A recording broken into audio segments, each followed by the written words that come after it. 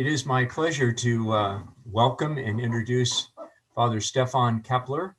He's a native of Germany, a priest of the Diocese of Oakland, just to the north of us. And he's served, ordained in 1994, and has served as a parochial vicar and pastor in that diocese, most recently as pastor of St. Jarlath Catholic Parish in Oakland. He has his doctorate in clinical psychology, and he's the founder of a Kairos psychology group in Oakland and has served as its director since that time. Currently, he is the president of Southdown Institute up in Canada, near Toronto.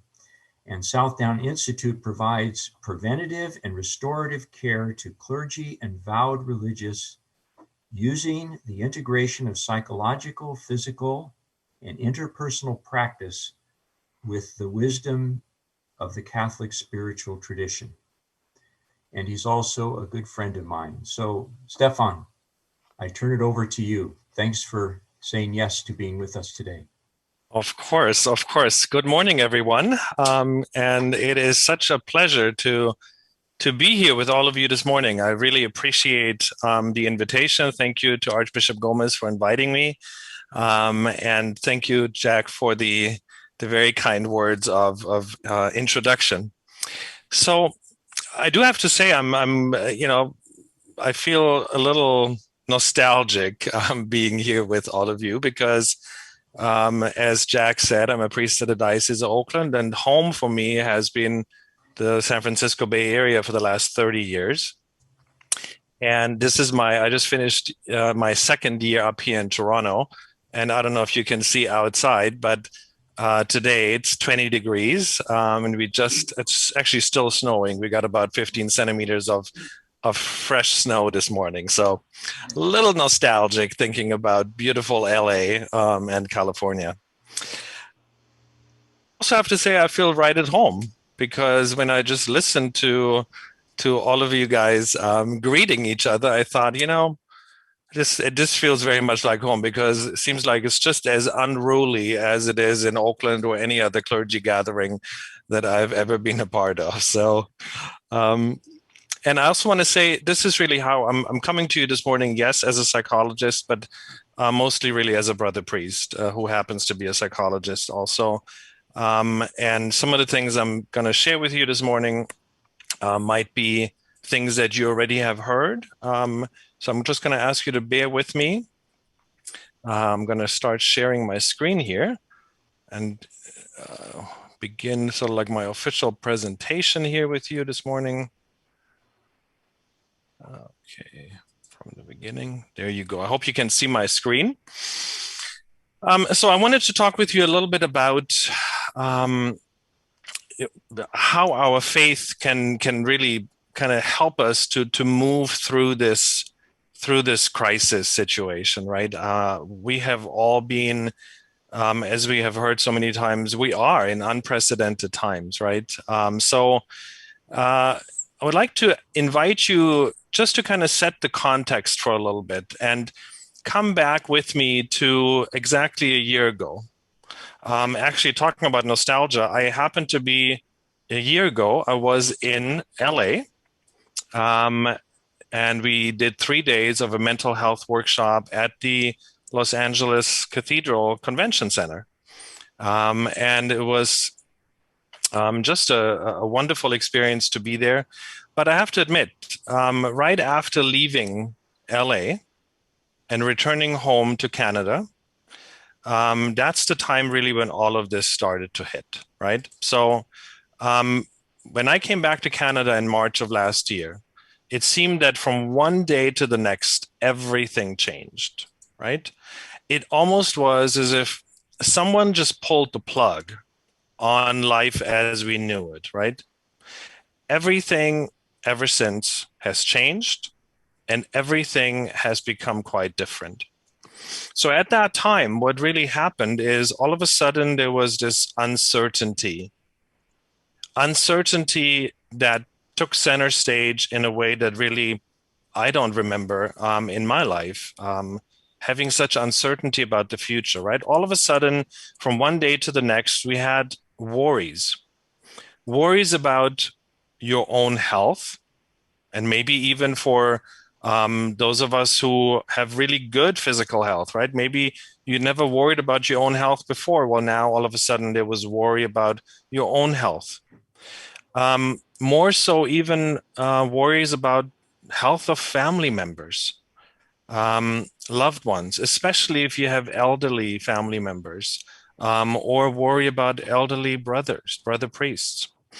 There was all of a sudden a worry about how do I connect with family, right?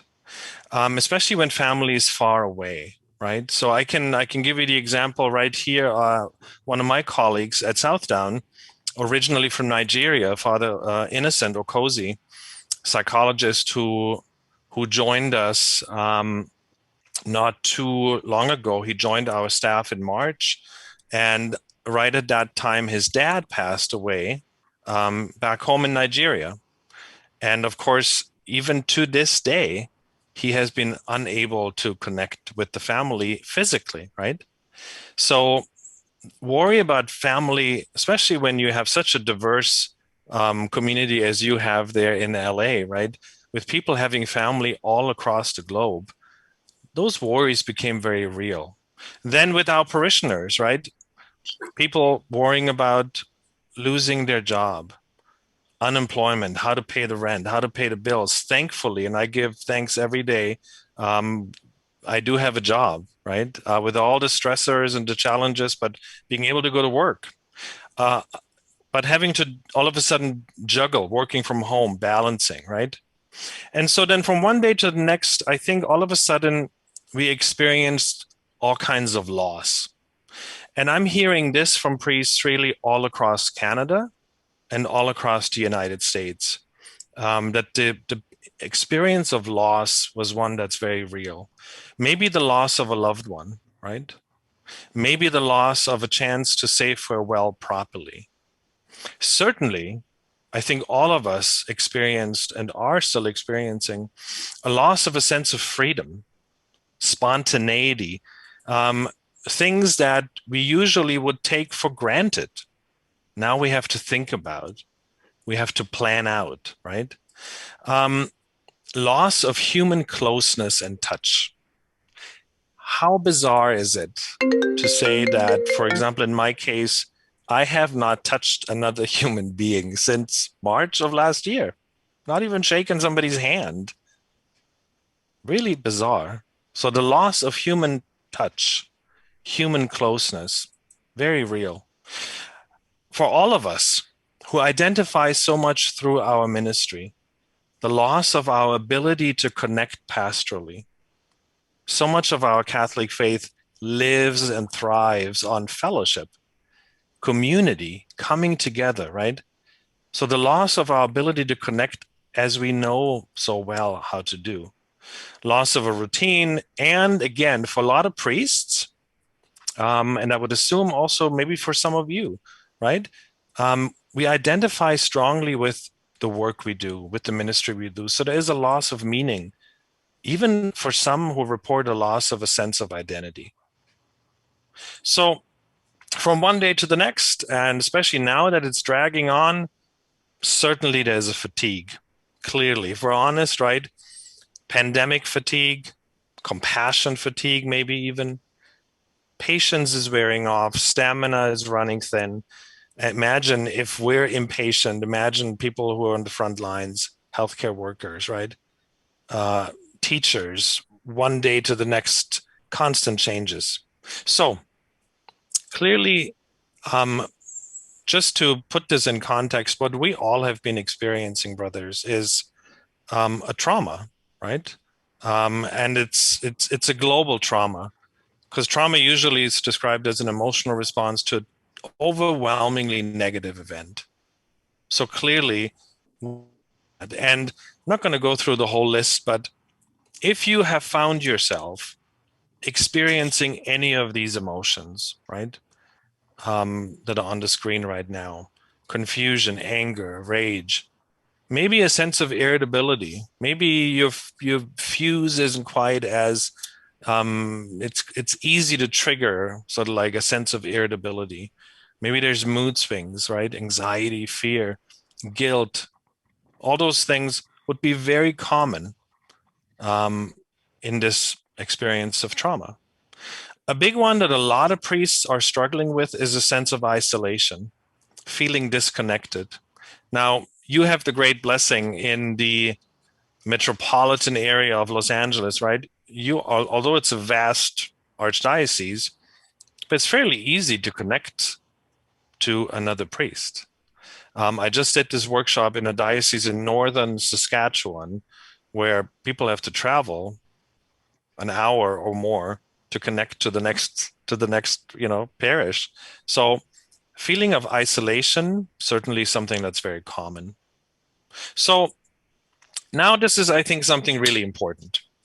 When I checked around, when I looked at the pictures early on, I don't think I saw anyone on the screen that was Superman, right? Nobody in this group is Superman, which means nobody amongst us is immune from feelings of distress.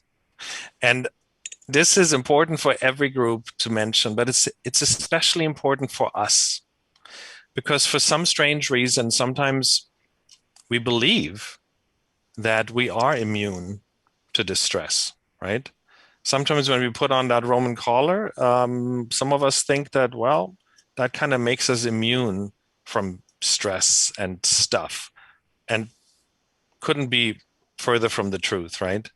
So all of us are affected, and admitting to distress and saying that, you know what, this is difficult, right? I'm not doing so well.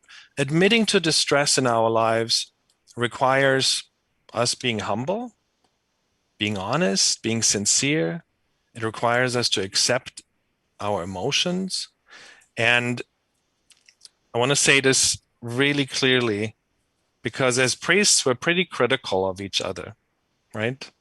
Asking for help should never be seen as a sign of weakness. Actually, asking for help and saying, hey, I'm not doing so great or I need some help, that's actually a sign of strength. We call that a sign of emotional intelligence.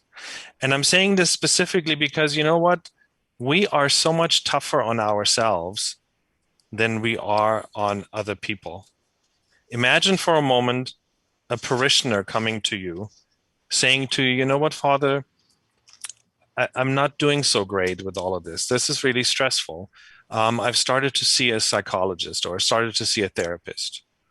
There would be nobody I know in this group who would say to that person, oh, well, I guess you can't deal with it yourself. Or maybe you aren't strong enough, or maybe you aren't praying enough.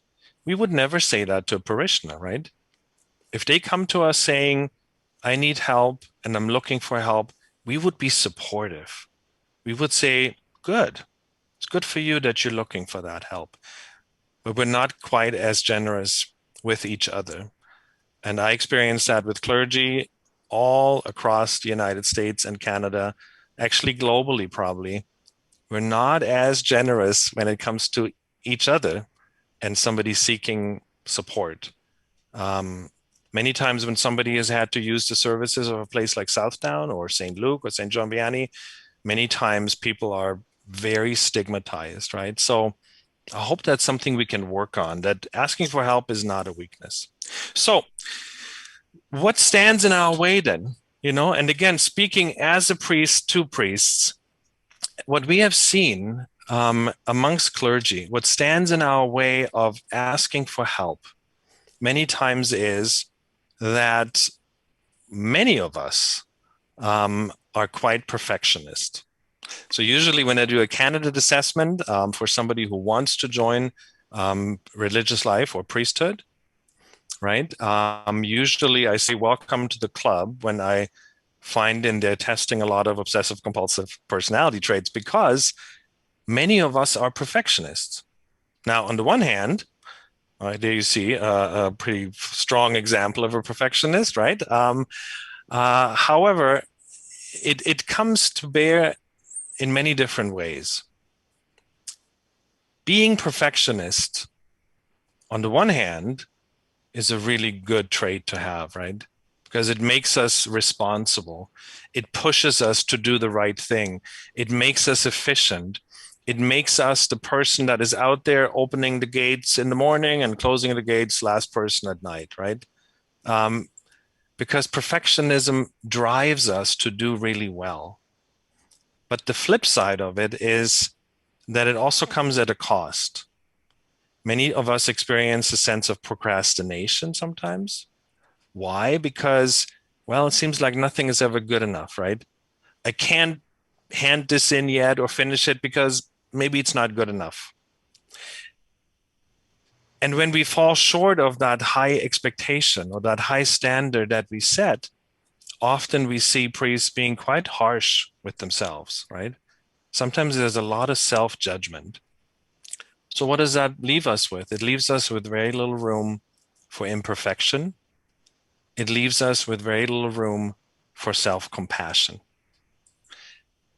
So, I always like to say, for those who are perfectionists among us, don't let the perfect be the enemy of the good. Meaning, sometimes good enough is just good enough, doesn't have to be perfect.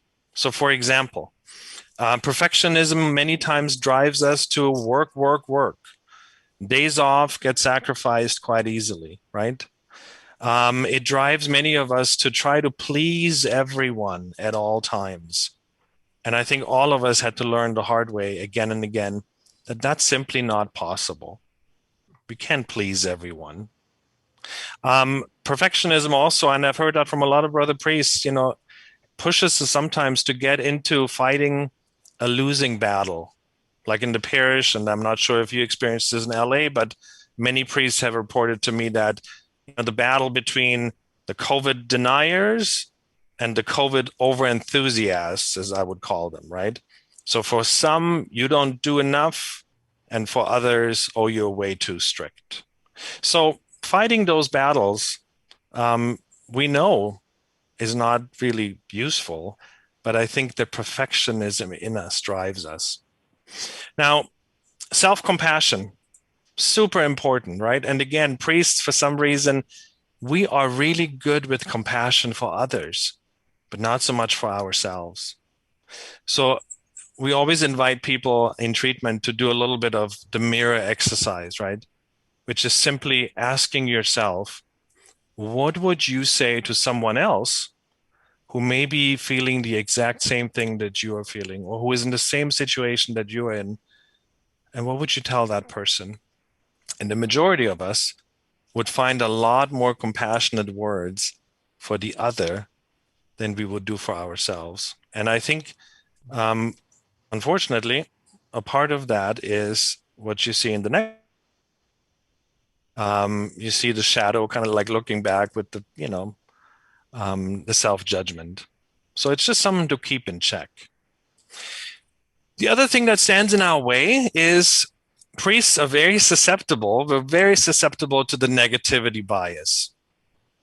And I can give you an example of that. Negativity bias is that we are somehow like Teflon for positive and like Velcro for negative stuff.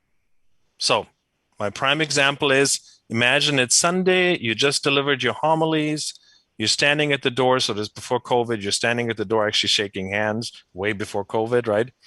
And let's say 10 people say to you, "Thank you, Father. Thank you for the homily. That was really good. I appreciate it."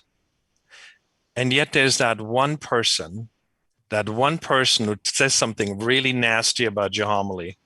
Who do you think you're going to think about for the rest of that Sunday? The 10 that gave you a compliment, or the one person? For most of us, it's that one negative voice, right? That's negativity bias. We're like Velcro for negative. So therefore, knowing that, it's making room for the positive, right? Making room for positive feedback in our lives. Another thing that stands in our way often are cognitive distortions, right? Because when we isolate, many times that opens the door to a lot of rumination. When we have a lot of time at our hand, we can ruminate and think.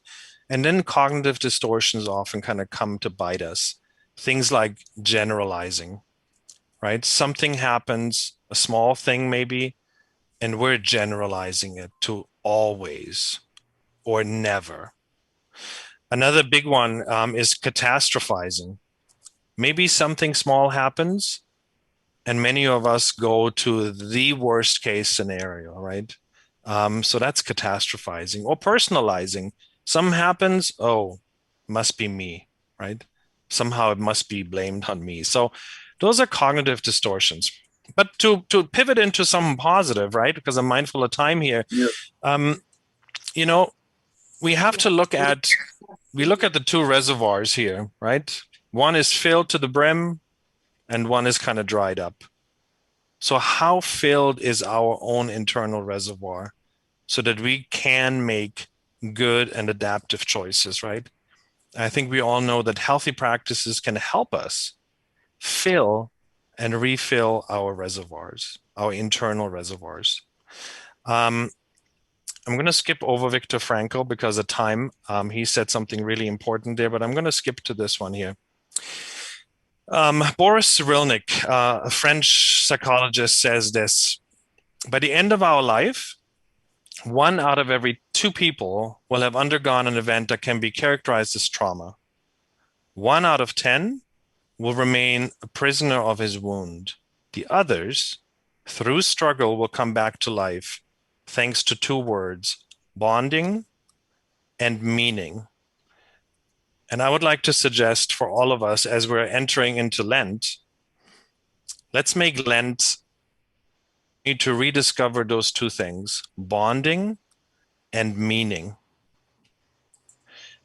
Bonding basically is a different word, right, for social support, for supporting each other. Love that cross that somebody gave me from Peru. Social support basically means, does that mean that things get instantly easier or lighter? Not really, right? Because the weight of that cross is the weight of that cross. But by carrying it with others, it's going to weigh less. You could say the same thing. Veronica handing that, cloth to Jesus, did it lessen his physical pain and agony?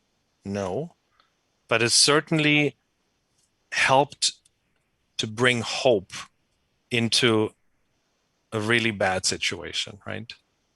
So bonding, social support changes the perspective. It gives us an opening for hope. Social support and bonding is us together. What you're doing here this morning, I saw 279 people on this morning, right? I counted that. That's social support, even though it's just on Zoom, but it's you guys knowing that you're not alone. And I would like to say, let's practice intentionality, right? Let's practice to be intentional with support of each other. Meaning, again, don't let the perfect be the enemy of the good, right? It's the good old ministry of presence. And if we know that one of our brothers is struggling, well, let's be intentional and pick up the phone, reach out. Sometimes people are worried and say, well, maybe he doesn't want to be bothered. Having seen your group earlier on, I would say, don't worry about that, because if he doesn't want to be bothered, he's going to let you know. But certainly people appreciate being connected with, being reached out to.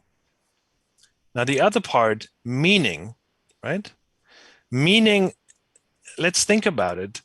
We have our faith, our ministry, our vocation as an amazing resource in our lives. What an amazing resource that we know we are called to live a meaningful, purposeful life. Every day, we're called to do that. So, meaning, the other thing that we could really rediscover during this Lenten journey, and I would suggest gratitude is always a big, big part of that, the search for meaning in our lives. A gratitude journal, as simple as it is, we have tons of research that would tell us a simple handing a gratitude journal at the end of the day, right? Instead of ending the day on this, the news or doing any kind of screen time, replacing that with a gratitude journal helps to end of thought. We know it helps with better sleep. We increase sense of security. It helps to change our perspective to some positive at the end of the day. And it certainly helps growing roots and grounding ourselves with. Another really good practice is a mindfulness practice. And sometimes people get kind of worried when they hear that word mindfulness practice. Don't worry about it because it's an old practice that we as Catholics have done for ages, right? Mindfulness simply is bringing our attention present moment while being non-judging, gentle, and curious with ourselves. Basically, it's the practice of being present in the moment. And in scripture, we have plenty of invitations to do just that, right? Do not worry about tomorrow. Tomorrow will worry about itself. Each day has enough trouble of its own. Today is the invitation for us, right? To be present right now. And I cannot tell you enough how much the old AA motto, one day at a time, that's really been my motto throughout this COVID crisis, one day at a time. Okay, so then that practice of our faith as a resource in our lives, I would like to say, let's identify the places in our lives where we feel grounded in the peace of the Lord. That's a picture right there of our meditation room at Southdown. Clearly in the summer, not now, but it's one of those places on our property here where I know if I sit there, I know I feel grounded. I feel peaceful because it's one of those places where I know I don't have to think much, but it's being rooted in the Lord. So again, identify the practices in your life that connect you with the divine, with the sacred, with God's unconditional love, right? We all have those practices. And whatever the practices are that work for you, seek them and do them. Last thing here is, and then I'm going to be wrapping this up. Again, so making Lent 2021 a journey to rediscover bonding and meaning, but also a journey of self-care. And I know you've heard that before, but I'm going to give it a little twist to it. So if we look at the left side of that screen, we see self-soothing. And on the right side, we see self-care. So don't get me wrong, nothing wrong with self-soothing, right? But I have to admit, we all know that alcohol consume has gone up. I know mine has gone up during the pandemic for certain. That's self-soothing, right? Having that extra glass of Cabernet, that would be in the column of self-soothing. It's not a bad thing. I put Amazon there. I'm not getting paid by them, but I'm putting it there as another form of self-soothing, and that is shopping for things online. Amazon many times is my best friend, right? So doing things like that, yes, they're self-soothing, but are they really self-care? And on the right side here, we see things that might be more considered as self-care: prayer, meditation, taking a long walk with God. So I'd like to encourage you to do one practice today, being a Friday of Lent. Maybe you have time later to do this. But I would like to encourage you to create a list of your self-care activities. Just kind of like write them down for yourself. What is it that you do for yourself, your self-care activities? And then once you have the list finished, circle the activities that are really more self-soothing and underline activities that are really more self-care. And if you're struggling to make the distinction, ask yourself if the source and nature of stress will still exist after you do the activity, because if it is, then it's probably more self-soothing. The more long-lasting activities are those that help us alleviate the sources of distress, right? And those activities are usually more in the column of self-care. So that means translating it back to the one before, right? So again, nothing wrong with having that glass of wine, but maybe it becomes more of a self-care thing if you do it in company, right? If you share it with someone, even on a Zoom happy hour call, right? So I think it's worthwhile thinking through that, because again, nothing wrong with self-soothing.